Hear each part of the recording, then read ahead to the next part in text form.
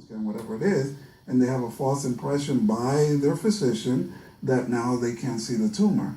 So you're in remission, but the cancer stem cells were never addressed with the chemo and never will with the chemo and radiation.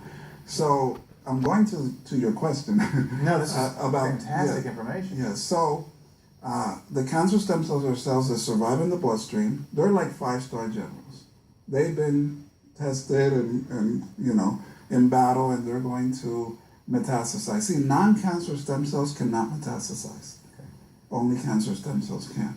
So when we want to address the immune system in cancer, the problem is the immune system cannot recognize cancer stem cells.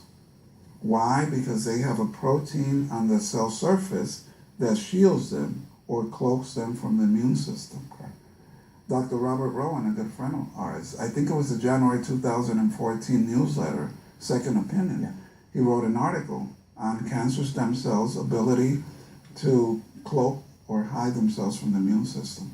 So a cancer patient may have the best immune system according to white blood cells, T cells, lymphocytes, natural killer cells, but is that immune system recognizing and able to penetrate a cancer stem cell? That's the question. And what you're saying is that the cancer stem cells have some kind of a cloaking to where the immune system can't see them. Exactly. And that's well described in conventional scientific medical literature. This is not an alternative thought. This is duly scientifically proven. According to Dr. Jimenez, the immune system cannot see the cancer stem cells, which he calls the 5-star generals that are directing the invasion. So what can we do to make these cells visible to our immune system?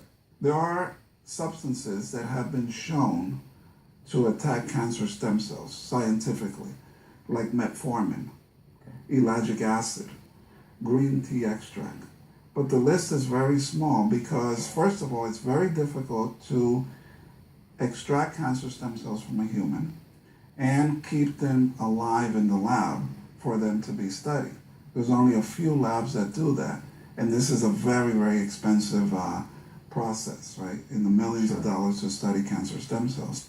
All the more reason to eat fresh berries like raspberries and blackberries and strawberries, and to keep drinking your green tea, since they all contain high amounts of ellagic acid. And as Dr. Jimenez just mentioned, ellagic acid targets cancer stem cells, which are otherwise invisible to the immune system.